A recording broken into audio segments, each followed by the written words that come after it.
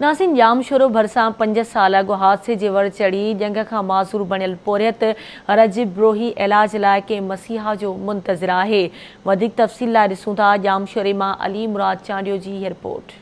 जामशोरो भरसां 5 साल अॻु हादसे जे वर चढ़ी जंग खां मज़दूर बणियल पोरत इलाज लाइ कंहिं मसीहा जो मुंतज़िर आहे। मज़दूरी कंदड़ पोरत रजब बिरोही 5 साल अॻु हादसे सबबि जंग खां मज़दूर थियो। हुन मुख़्तलिफ़ हंधनि तां इलाज करायो पर हू बीहण जे क़ाबिल बणिजी न आहे सघियो। जंग खां मज़दूर थियण ऐं घर ताईं मज़दूर थियण करे हू पंहिंजे 7 ॿारनि खे तइलीम बि ॾियारे न आहे सघियो। संदसि घर भाती पाड़े मां ईंदड़ मानी ते गुज़र सफ़र कनि पिया ऐं कॾहिं कॾहिं बुख ते बि सुम्हण ते मजबूर आहिनि। मज़दूरी कंदो मज़दूरी वञा पोइ कम ते मुंहिंजो एक्सीडेंट थियो हो।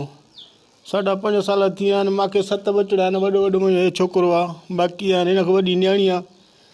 ॿियो मुंहिंजो केर बि कान्हे को। बसि असां असां अपील था कयूं ख़ुदा से असांजी मदद कनि। जेतिरो थिए असांजी मदद कनि असां पंहिंजो इलाजु कराए सघूं। मदद कयो।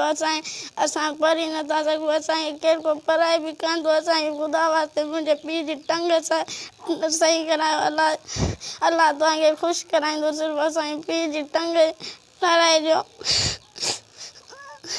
मुंहिंजे 5.5 साल थी विया आहिनि। मुंहिंजे पीउ खे वेठो आहे इहे कट ते असां ॾिसंदा आहियूं त रोई चवंदा आहियूं सभु असां छा कनि था पर ॿिया सभई पढ़नि था। ये मुझे पाड़ेसरी रजब अली बिरोही तकरीबन 5-5.5 साल थिया आहिनि। वीचारो बेरोज़गार थी वियो आहे। पहिरियां ई रोज़गार कंदो मज़दूरी कंदो रस्ते तां वञे पियो त हिन मिस्किन जो एक्सीडेंट थी पियो। उन खां पोइ हिन जी ज़िंदगी तमामु ॾुखी पई थी गुज़रे। हिकिड़े चकर ते हीउ ग़रीब पंहिंजा नंढड़ा यतीम खाने में छॾे आयो। उन खां पोइ असां हिन सां मिलियासीं। हिनखे चयोसीं बापा जा छोकिरा तूं वठी आ। असां पाड़े वारा जेको थींदो तुंहिंजी मदद कंदासीं। जामशोरो वासियुनि सिंध सरकार ऐं वसवारनि खां मुतालबो कयो आहे त पोरत रजब बिरोही जी सहायता करे संदसि इलाज करायो वञे।